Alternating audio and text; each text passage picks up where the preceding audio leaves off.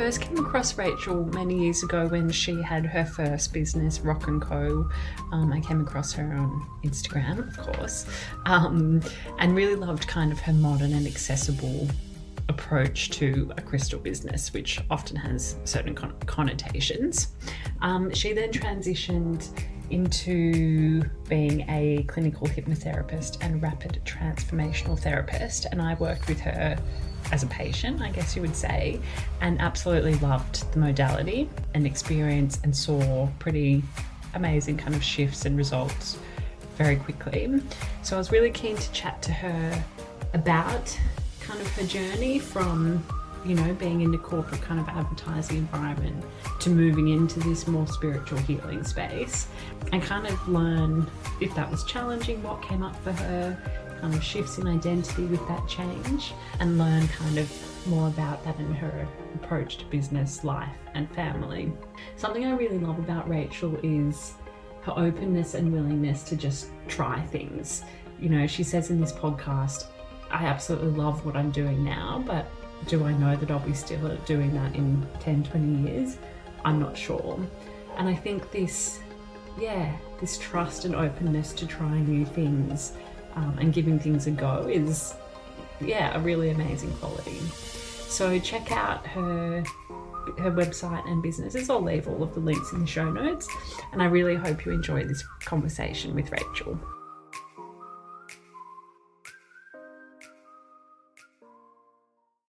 So came across you during when you had Rock & Co, and then whenever you transitioned, I guess, to doing the hypnosis, did a session with you, and now I've seen that you've been doing kind of past life regression work as well.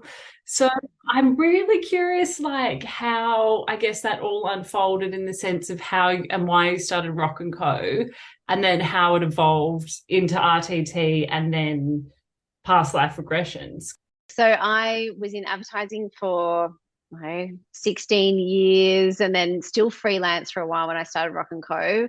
So about 18, 20 years of experience. But the reason why I started Rock & Co was because I always had this burning desire to start my own business, be able to nurture my own brand. And I used to get quite frustrated with clients sometimes for not, doing things the way you would want them to do it. And I also used to work my ass off. So I used to also think, if I could work this hard for someone else, imagine how hard I'd be able to work for myself. So that was sort of always in the back of my mind. And then when I had my little boy, he's my second child, I got postnatal depression, but it was horrendous, but it was a blessing as well, because then it absolutely made me go onto a completely different path.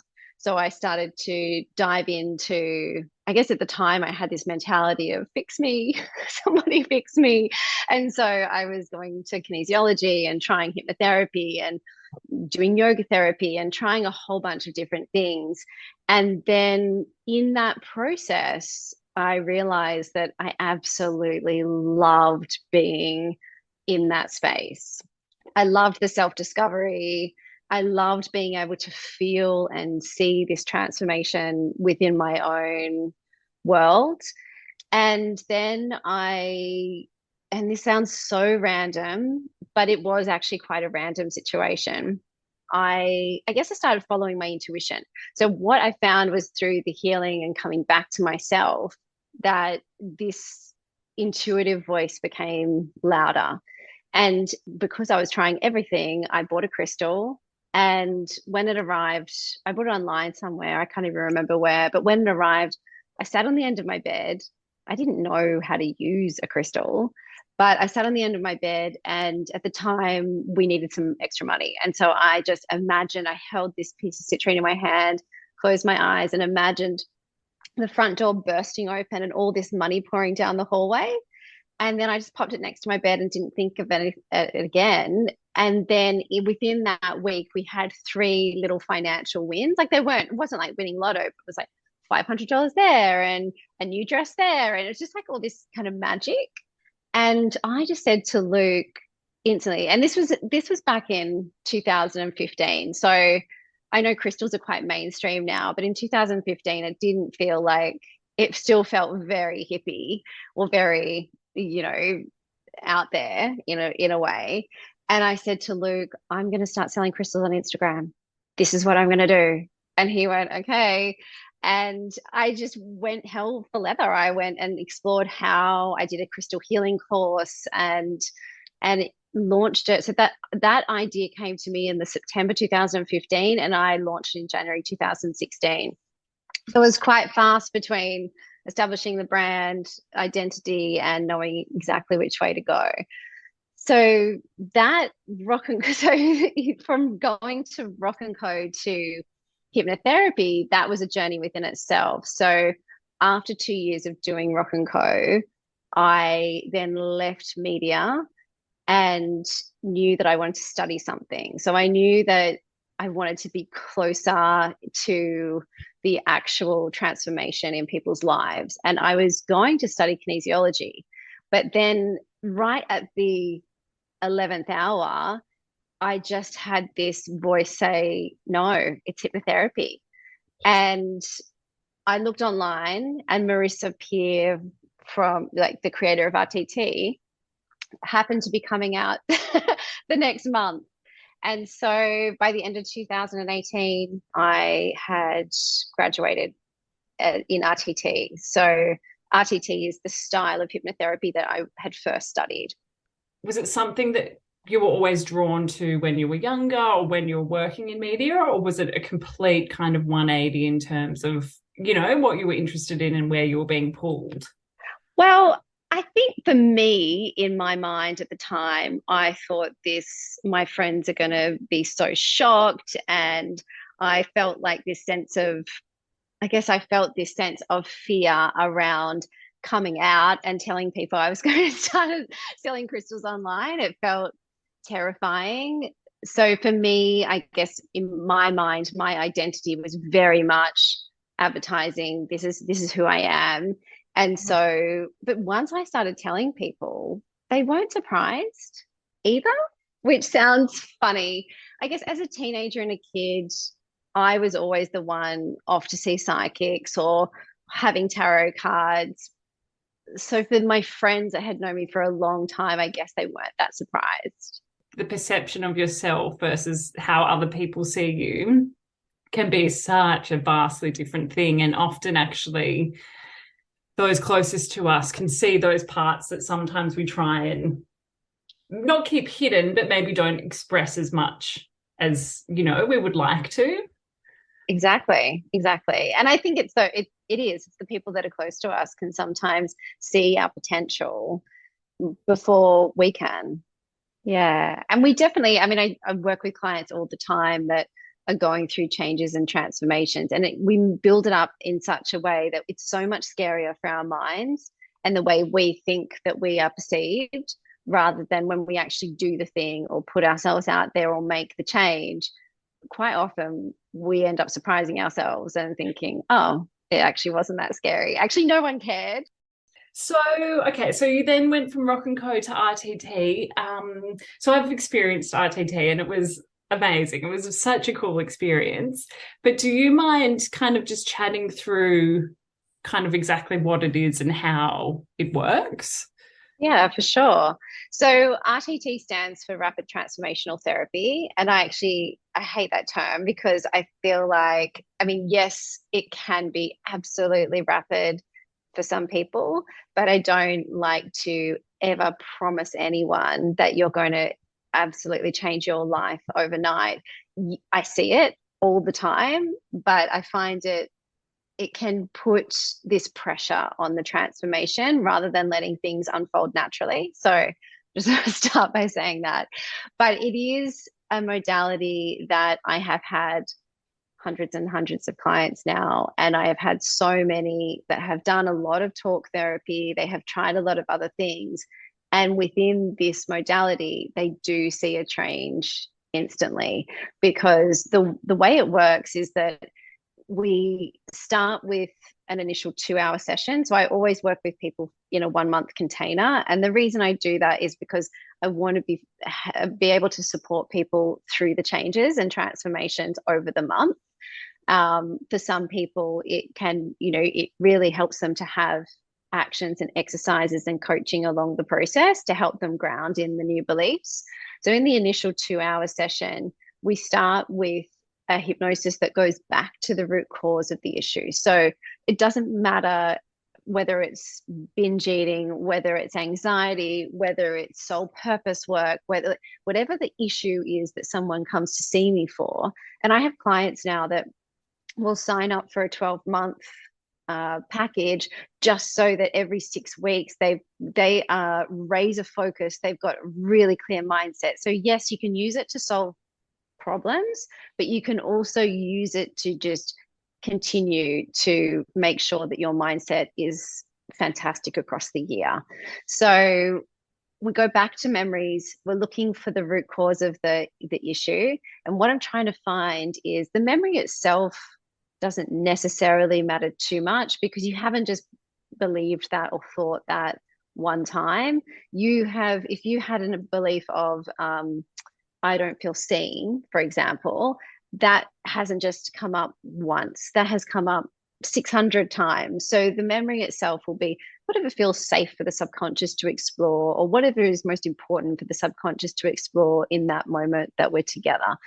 And sometimes it's quite a visual experience, and other times it's just dark, but just a knowing. Or sometimes I've had a photograph pop into my mind, and then we've just followed the breadcrumbs of that photograph and seen what was going on at that time. So the subconscious is quite clever. It will bring forward whatever needs to come forward that day. So we go back to memories. It's like the detective work. I'm trying to find what's the root, what's the belief that's going on there, what emotions tied to the belief. Sometimes it's even more somatic, where I'm like, where does that belief live in your body?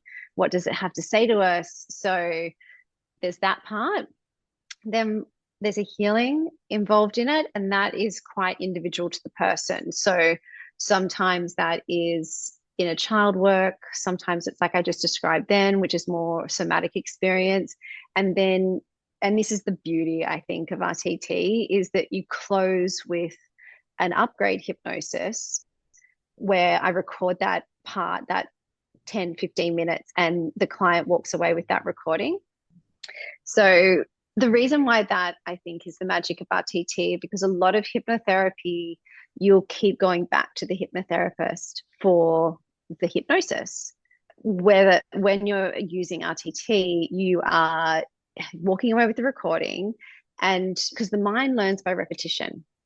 And so if you think of neural pathways in your brain like bush tracks to the beach that you've just walked down so many times that it's familiar, even though you know there's probably another path, even though you know that like actually this pathway isn't feeling right for me anymore, what the recording does and what hypnosis does, it will start to, the recording will help you start to carve out a new path. So in the session itself together, you might kind of see, or we might walk down the path once together, but we want the new beliefs to be anchored and start to feel familiar to the brain. Do you mind kind of explaining what hypnosis is, or what kind of happens to your brain? And then also, as you were talking, I was thinking, is hypnosis also really powerful? Because like if we have really ingrained beliefs about ourselves or patterns or, you know, thought processes or whatever, is that one of the powers of hypnosis that you can change those kind of thought patterns and ways of thinking without being uncomfortable, in the sense of if we've been living a certain way for 30 years and then all of a sudden we want to change, you know, we go from I'm not seen to I want to be seen, whatever it is.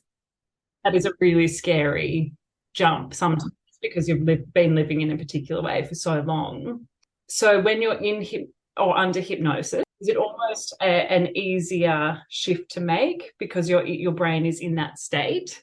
Yes, and I've got a couple of answers to that. So firstly, when we're in hypnosis, there's different brainwave states that we move through every day. So you would go, the brainwave state that you're in hypnosis is called theta. Now that brainwave state of theta is something that we move through when we're about to go to sleep at night. It's something that sometimes we can even drop into, you know, when you've been driving and it's a really familiar path and you kind of like, oh, I don't remember how I got from there to there, but I'm here. Kind of zone out for a little while.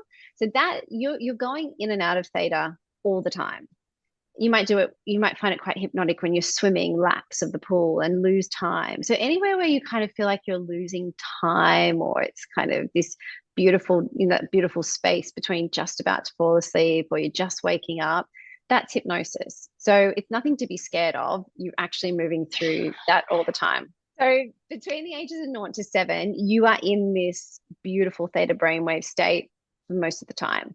And that's why you're still so little that you have quite black and white thinking.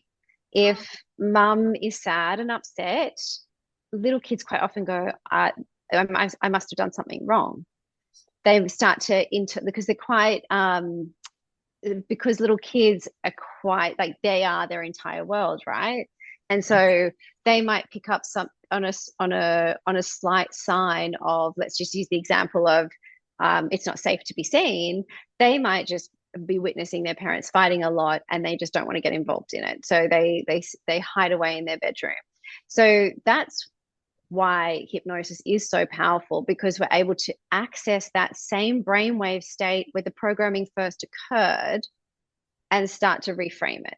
So in hypnosis, when I'm going back to the memories of my clients, let's just say they had a situation where they started to believe something about themselves when they were 6, but now they're an adult and they have another perspective. They understand that mum had postnatal depression at that age, or they understand another story of the relationship between their mum and dad.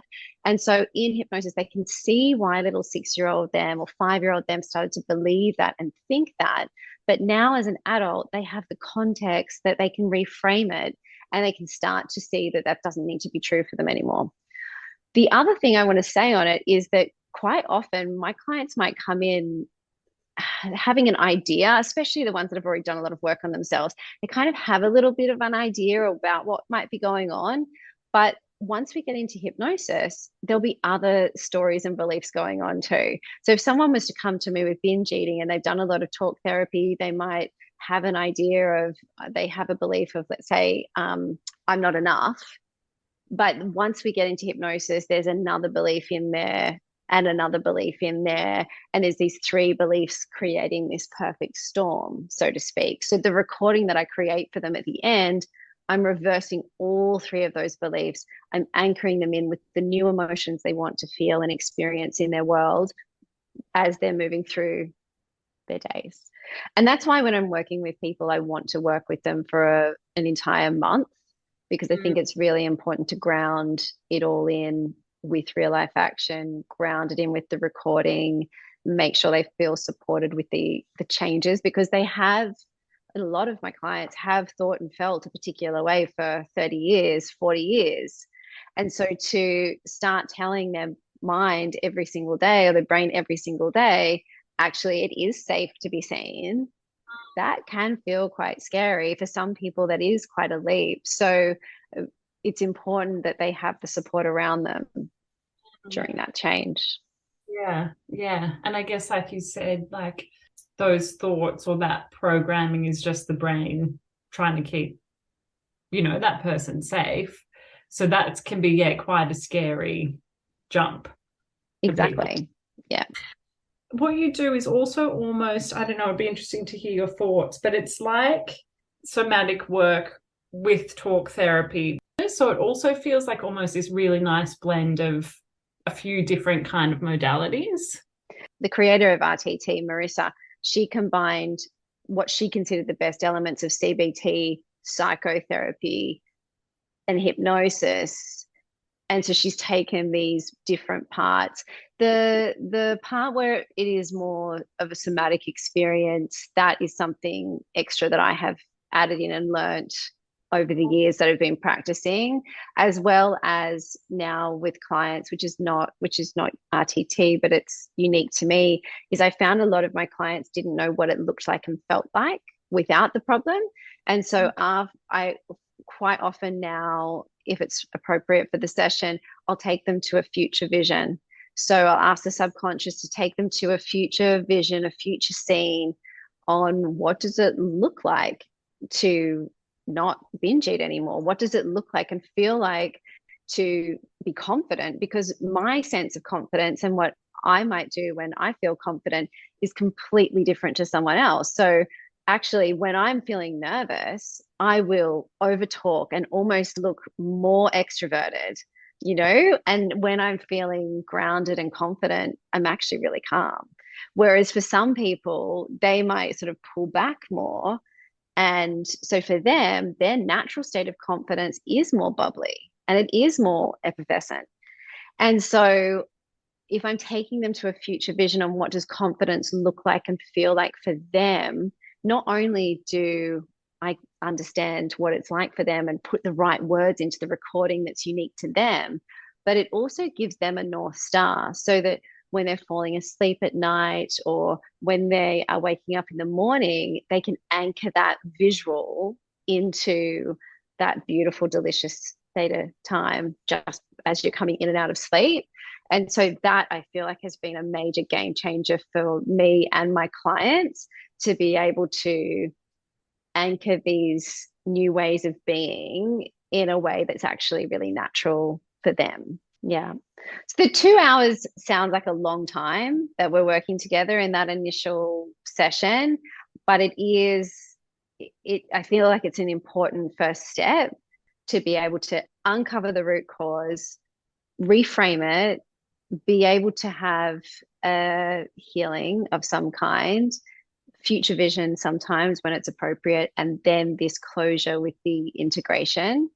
And so I always warn people, like, you probably will feel a bit tired the next day or that afternoon. Don't plan to rush off to work.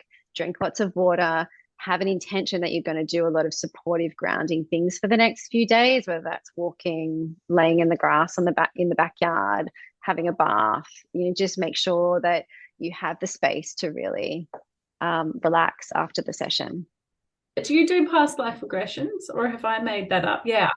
I do. So last year, because I am a forever student, I studied past life regression. I also found, so in RTT, when I was taking people back to the root cause of the issue, I found naturally about, I don't know, 10, 15% of people would spontaneously go back to a past life.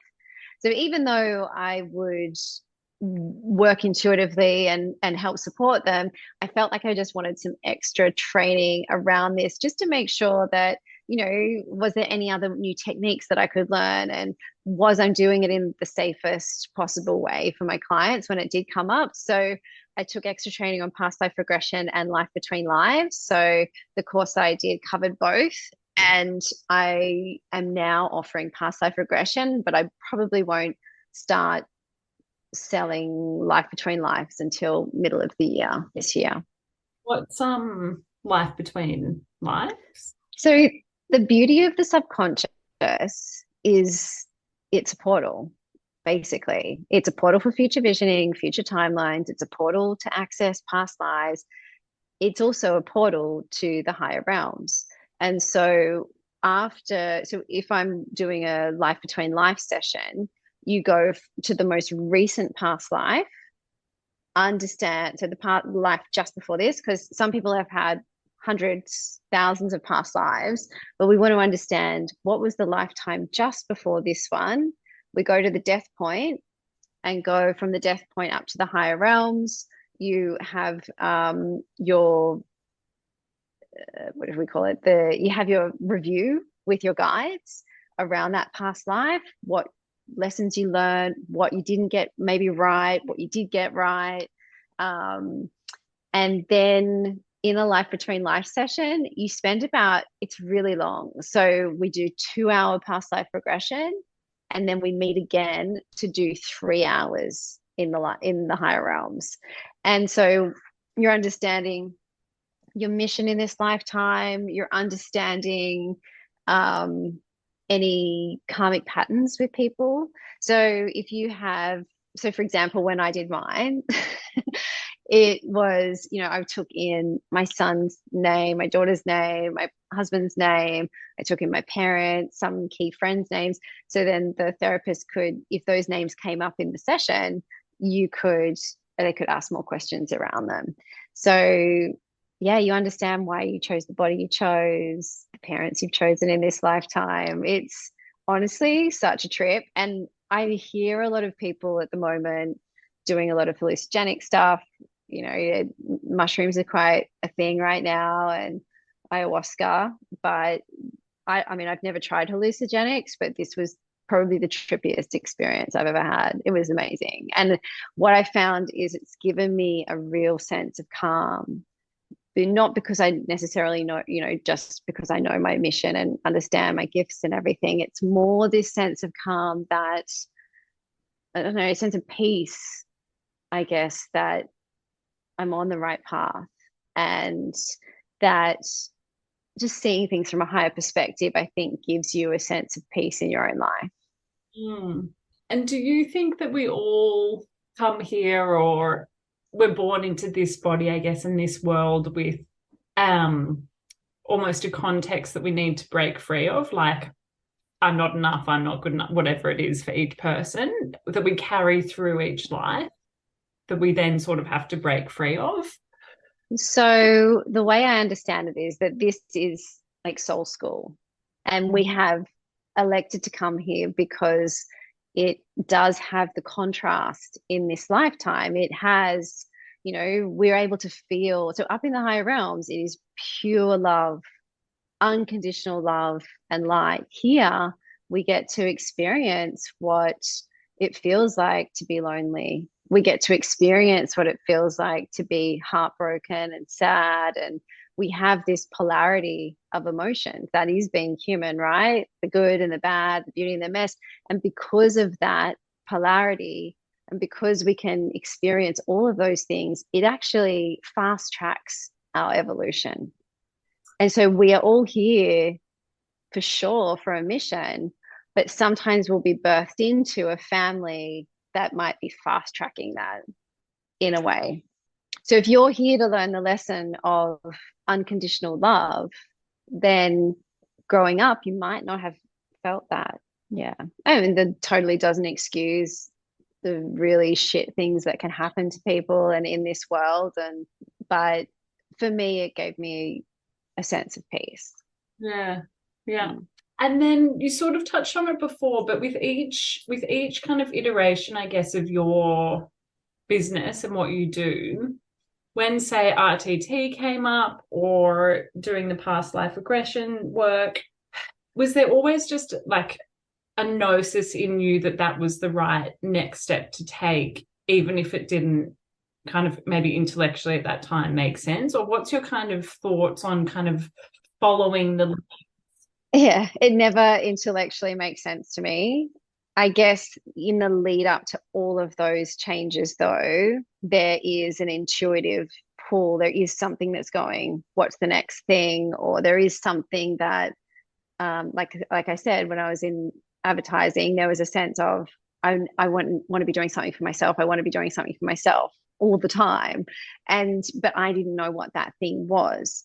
But it was, I think that the more that we explore ourselves, release limiting beliefs, understand who we are, the path becomes a little bit clearer. I think we only ever know the next right step. I know right now I absolutely love what I do. I know that I'm on path, but that doesn't necessarily mean I'm going to be a hypnotherapist in 17 years' time. I don't know where this is leading now. I would never have guessed that I was going to sell crystals online. I never in my wildest dreams would I have thought I was going to become a hypnotherapist. And so I think there's this dance where your intuition will start saying to you, like it did with studying. I was like, I need to study something. I want to get closer to the people that are moving through these changes. That's all I knew. And so intellectually, I was like, well, I love kinesiology. I'll do kinesiology. But then there's a moment at some point where it's just, for me personally, it's just a bang. Oh, that's the thing. It's very, very like with the crystals. Oh, I need to start selling crystals online. It's something about, I think, clearing the space, like constantly clearing the space, whether that's rest, whether that's therapy, whatever the thing is for you, whether that's making sure that you're doing laps at the pool, having a clear enough space allows the answers to drop in. Do you think people are cut off from their intuition? And do you think part of that could be because there isn't that space. People are kind of busy all the time. They're inundated with stuff they can look at constantly, which means they can't, yeah, there's just not the space for them to kind of connect with it. Yeah, I definitely think the busyness of the world and the numbing with our phones and all the things definitely block it. But everyone I know is intuitive. I don't know Um, about you. If you think of every friend you know, even the least likely to do anything psychic. I mean, the friend that I'm thinking of now, she is so anti all of this stuff. And she is the most intuitive person, even though she'd never admit it. She's the most intuitive person I know. Interesting. They just Yes. don't, I think sometimes they don't trust it or they don't see it as intuition. Yeah, maybe what the perception of intuition is actually not correct. I see it sort of as a niggle. Yeah, it's a niggle. And then for me, it's just like a deep knowing. Mm. Um, but a lot of the female clients that I see, a lot of them are disconnected from it in the sense that they'll hear it, but they don't trust to take action on it, or they'll hear it and then they'll doubt themselves. They'll hear it and then they'll talk themselves out of it. Oh no, that's, I can't do that because of X, Y, and Z, or oh no, I've got it wrong. And do you think that not trusting and then not kind of following through with whatever, they're thinking or feeling intuitively, is that just, do you think, like a safety mechanism, or why do you think in those situations people aren't trusting it or following it? I think it's a variety of reasons. I think one woman, actually, the very first binge eater I did, which was the wildest story. I'd only just started practicing. It was an online session, and that was all around her blocking her intuition. So I started to do a recording for her, but the internet kept dropping out, and it was late at night. And I thought, oh, I wonder why it keeps dropping out. But I was doing a standard. I wasn't using my intuition. I was doing a standard, what I thought she should hear for binge eating. And then I woke up at 4 a.m. and straight away I just knew I went, oh my God, she is gifted. It's her intuition. She keeps trying to block it and numb it and stop it from coming up, but that's what it is. And so I got up and I quickly wrote down all these notes.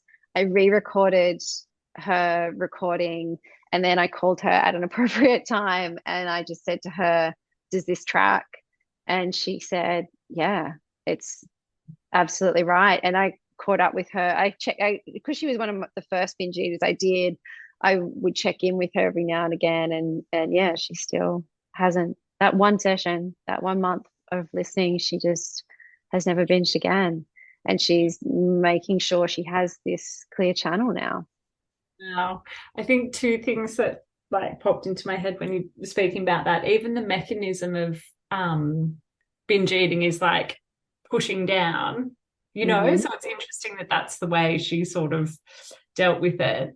And also, I think I can only speak from like a female perspective, but I also sort of feel like women tapping into their intuition, I can also see as them really tapping into their power, right? So it's this different Totally. form of power, but once you kind of, I don't know, understand that and see it as this really powerful thing, it changes the way you see it. And I don't know, maybe there's a subconscious, just culturally, of that is actually where a woman is super, super powerful. And that can be used in multiple different ways. But it's like power. That's something I see it as. But we're constantly gaslit, right, for our intuition as well. So we go to a doctor and intuitively we feel like something's wrong. And quite often the doctor will say, no, you're wrong, or that's, okay, we'll run tests just to be sure. And 9 times out of 10, the person was right about their own body.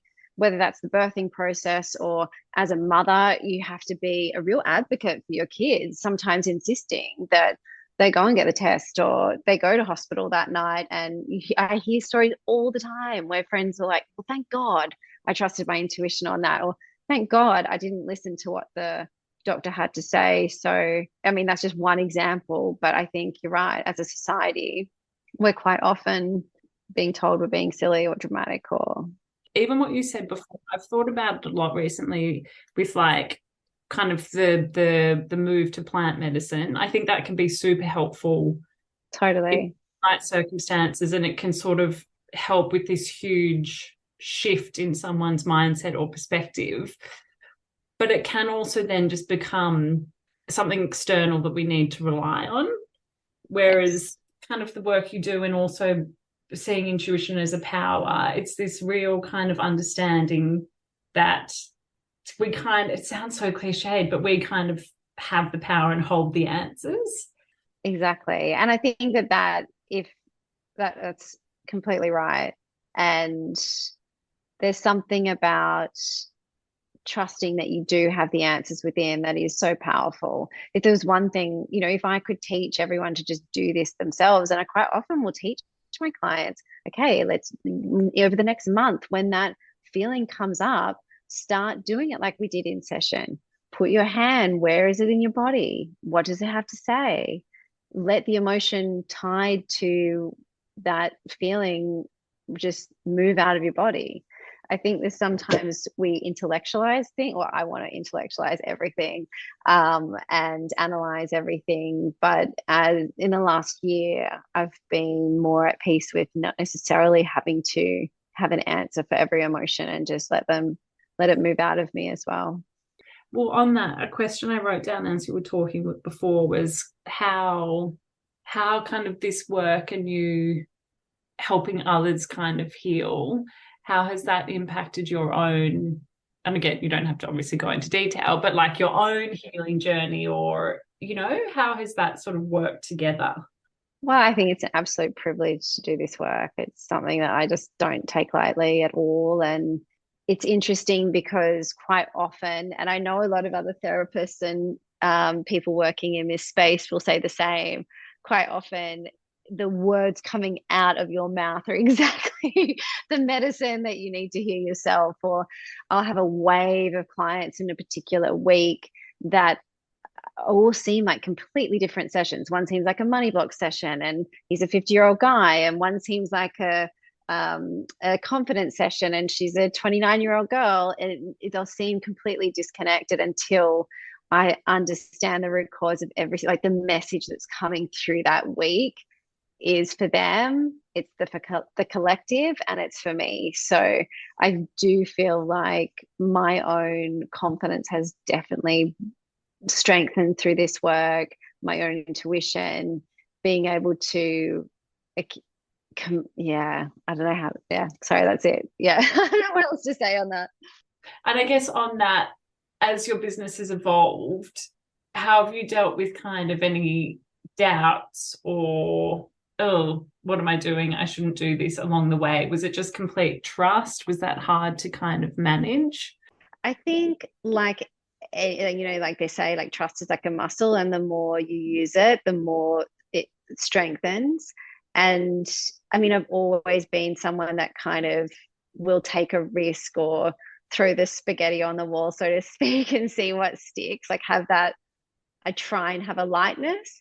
But when I first, I guess, started, when I first started Rock and Co, I was terrified to put a photo up of myself.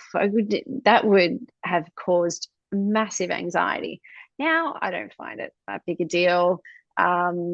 Things like running my first ever money blocks course, like a first online course, I had a lot of attachment around how many people would join and who would join and all those sorts of things. Whereas now, I guess that trust is, I know the right people who are meant to be in this container together will be there. There is no doubt in my mind. So I ran a group called Visionary Amplifier. I ran a beta round in 2021, and those women are still friends now. The WhatsApp group still goes. They still support each other's businesses, and I ran it again this year, and it was so interesting. Sorry, last year, 2022, and it was so interesting. All of those people, their businesses or their creative projects there was definitely themes and patterns within it. So I guess I'm just more trusting of knowing whether it's 10 people or 20, those particular individual souls need to come together for this at that time together. So yes, trust has strengthened out of sight. I don't, in a lot of ways, I don't recognize the woman that I am now compared to 2016. With the trust, you put out a newsletter, I think it was this week, about kind of seeing everything as an experiment. And I guess it kind of almost ties into what you just said about trust. But I think that is it's such a refreshing, I think, perspective to have on things. Because I think these days, you know, people have an idea and then it's a success or it's a failure. There's no sort of in between. And I think this kind of philosophy you have about seeing things as an experiment, it's awesome because it means that people can or I see it as it means people can try things and they're not necessarily attached to the outcome. It's about kind of the process or just giving it a shot. So yeah, I'd kind of love to hear your thoughts on that philosophy and yeah, why you think it's so powerful. I think that it's important to have a lightness to what we do and not take ourselves and our work too seriously. But I also learned through Rock and Co that the reason why I built that business was purely to, I guess, come out of the spiritual closet, one, two, build my confidence in myself, overcome the fear of being seen. But three, I met the most awesome people. I built an incredible network of friends and people that I would still consider peers and colleagues now, because working by yourself can be quite lonely. And the people that I connected with then are still people that I turn to now. You know, I won't name names, but they're other female business owners and we'll text each other, call each other, check in on each other. And that community purely came from that risk that I took back then. And so some people might see that as a failure because I ended up changing my mind and became a hypnotherapist. But for me, I can see that without that step, I wouldn't have been able to be where I am now. There is no way I would have been able to go from media to have a successful hypnotherapy business right now and be confident enough to show up and show my face because I am the brand now. Yes. So Rock and Co gave me this beautiful little, I guess, safe way of easing into having my own business without it being so scary. So there's so many things I got from that business. And I think that has helped strengthen my trust muscle in the sense that, okay, well, if the next group that I create or the next offering that I put out doesn't fly, what have I learned from that? Well, I've learned that I really liked doing it that way, or I really loved working with that graphic designer, or I really loved connecting with those people. I just see it all now as a learning. If my intuition has told me to do this thing or go there, there's a reason. It's either going to fast track my growth or it's going to be a success. So it's kind of a win-win. And do you do any kind of practices or rituals or anything to strengthen your intuition?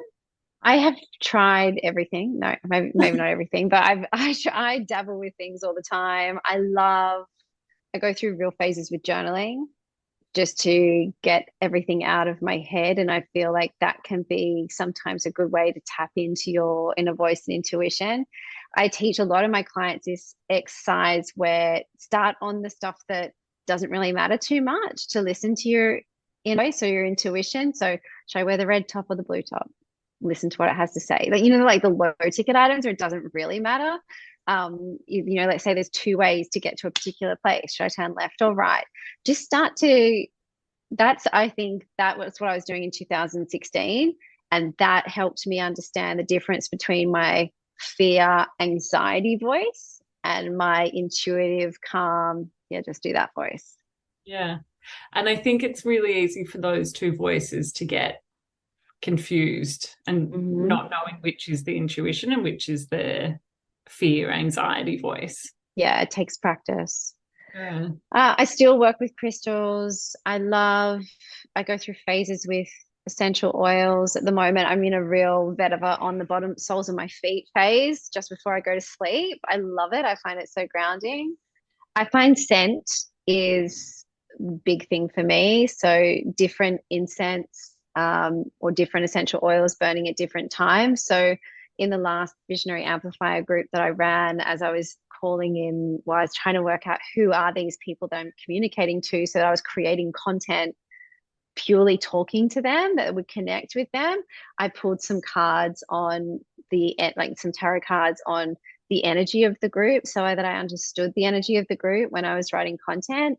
And then I had the same song. I love music too. I had the same song and the same sense playing every single time every single time I wrote content, every single time I was putting a post up, every single time a new person joined and I was celebrating them. I had that same sensory experience. So for me, ritual is quite often around scent, music. Yeah. Yeah. I also like what you said about it changing and going through stages. I think sometimes, or I don't know, it'd be interesting to hear what you think about this, but ritual these days sometimes feels very almost Rigid. regimented, which is Yeah. not. Tick the box. Yeah, exactly. And like, oh, if you miss one day, you have to meditate every single day, and that's what you do. But people, I think especially women, are cyclical and ebb and flow, and so actually changing up what you do and what your ritual looks like is really important. Definitely. And then there's some people that I think really need structure. It helps them feel safe for change. And for me, I love structure. I definitely I feel like kids love structure too. My kids particularly love structure. They like to know, okay, we have our bath or shower and then we have our dinner and then we do read a book. And I think for adults as well, there are stages where having structure and ritual can help anchor you as you're moving through change. And so for me at the moment, I've got a big juicy goal that I'm working towards, and I've got a hypnosis track that I'm using, but I'm anchoring in probably a little bit more ritual consistency, making sure I meditate every day. But then I will go away on holiday somewhere through the year and I won't do it anything at all. But maybe I just want to journal every day. So yeah, that's another thing of, once again, of listening to your intuition and knowing what feels right for you, your body, the stage you're in, the season you're in. If you just had a newborn baby and you're beating yourself up about not meditating and ticking all the boxes, that's not really helpful either. Just sitting there breastfeeding and rocking in a rocking chair or being alone with your baby in the dark can feel quite meditative and connecting with them. So yeah, there's different seasons for everything for sure. And then how do you think this space has changed since you started Rock and Co 2016? Was it? Like, how do you think it's evolved in this kind of spiritual healing space? Yeah, has changed over the last couple of years. Well, it's much more mainstream. It certainly wouldn't feel scary right now to start a crystal business, I don't think. In 2015, 16, it definitely felt quite out there still. And maybe it wouldn't have been in LA, but here in Australia, it felt quite out there. I think that it's good that it's more mainstream. Yeah. I think it's great that people have language and vernacular around healing modalities or what's going on for them emotionally or personally. I think there's obviously some people that have hijacked it, and there's some things that have gone a little bit too far. But being able to normalize going to talk therapy is a fantastic thing. Being able to normalize someone going through something that means they're going to reach out to people or reach out to a friend and use particular language around it. I think that's awesome. I feel maybe it's just because I'm sort of going through this at the moment, but there's maybe a move away, or there's more acceptance of like people being multifaceted and this world being just one facet of someone. So like you can be a kinesiologist or a herbalist or whatever it is, but live in the city. You can be a healer, but still watch a crap TV show or whatever it is. Yes. I I mean, love that, that. Yeah, you don't have to just be because you're a yogi drinking green juices and, living a particular type of life in a particular type of place. Yeah, so true. and I guess on that note, like, what do you see as, or how do you see healing and spirituality and this kind of world and way of thinking of way of being in the world we live in this kind of modern world? It'll just continue to be normalized. It won't be such a big thing for people. And the kids growing up these days, my girlfriend and I were laughing, like they just, it's very normal for them to go to the kinesiologist for balance and talk about their feelings. It's very normal for them to, the other night I said to my daughter, she had this sore back, and I asked her to close her eyes, and I said to her, listen to your intuition. Is it a sore back, or is there something else? Is it something else? And she said, it's just a sore back. I said, okay. Are there any kind of feelings or emotions around that? Like, they're growing up in a world where that is totally normal question. I think that these next generation are going to be such incredible little people. I think as well, hopefully there'll be more what's the word? Uh More main or like Western modalities and Eastern modalities, let's say, will sit by side rather than being opposed to each other. I I think hope that so. changed a little bit. And I think that as well is really important in kind of, moving forward. And Totally. You see it in IVF. They do, recommend that women that are going through IVF have acupuncture. I think I read something along the lines of, we don't know why it works. We've done research around it and we can't prove why it works. It just works. And so there are elements that are already doing that, but it would be great to see that through the line. yes. And I think what you just said is more balance as well in we don't know understanding why something works, but also the acceptance of I feel different and I feel like it works. So we don't need the cold hard evidence to back that up. Obviously, with a lot of things, we need those facts and that Yeah, of evidence. course. Yeah.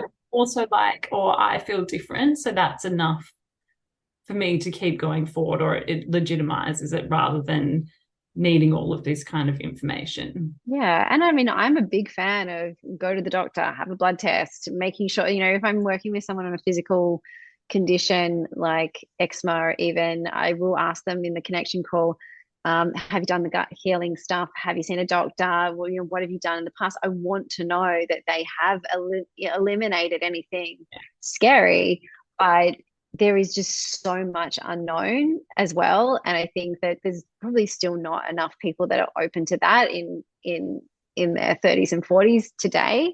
We've come a long way, but there's still people that you see, well, I come in contact with at the school gate and things like that, that would just never think that chronic back condition might have some emotional stuff in there as well. So yeah, I think we're coming a long way. And then once, like you said, once the Western medicine, Eastern medicine start being able to dance together more, I think we'll make leaps and bounds for sure. It's exciting. Exactly. Okay, I have one last quite random question, but you mentioned before kind of children in that 0 to 7 age bracket being in theatre. And I've got a 1-year-old, so I'm quite like in the, I guess, mum frame of mind. Think of it. Yeah. But I'm wondering like what you think, lesson we can take from kids is. Well, when I first started practicing, it freaked me out because everything I said or did, I would think, oh my gosh, is this going to be a core memory?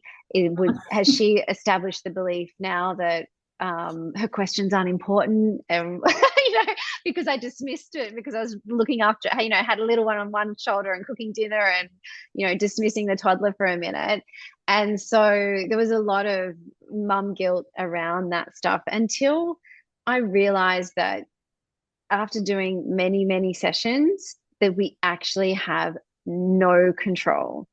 And especially after doing sessions on my own sisters too, because the lens that I see mum and dad, I realized, oh, wow, they've got their own blocks that are completely different to mine, or they've got their own stories that are completely different to mine. We grew up in the same household with the same parents. It's purely because we have come in with our own soul missions and our own soul, in line with our own soul's highest evolution, that we're picking up the things that we need to pick up in order to move through that. So I kind of dropped, or try to, I still have moments of mum guilt, but I have dropped the constant, am I saying the right thing? Am I doing the wrong thing in this situation? And just trusting that they have chosen me as their guide on this path, and whatever is right for me right now and whatever I'm doing will be right for them. I'm just trying to be conscious, say sorry if I need to say sorry, have open communication on what I'm learning and experiencing, and give them the floor as well for their own experiences. But I think that, yeah, so I'm sort of at peace with that now. I think Was that the question? Yeah, that's the question. No, Sort of. What's the biggest lesson? lesson? Yeah. But I think as well that applies to parenting, but also us as adults and individuals, because it takes some of that pressure and the need to kind of control off. And that goes back to that, just this trust in everything. Yeah, it just keep coming back to the truth. Well, the truth is that I wasn't happy with the way I responded in that situation. So I'm going to acknowledge that, take responsibility, and apologize. The truth is that, I was overwhelmed in that moment, or, just, I guess, keep coming back to honesty over and over again about what you're moving through. And that's all we can really do, is keep showing the kids that.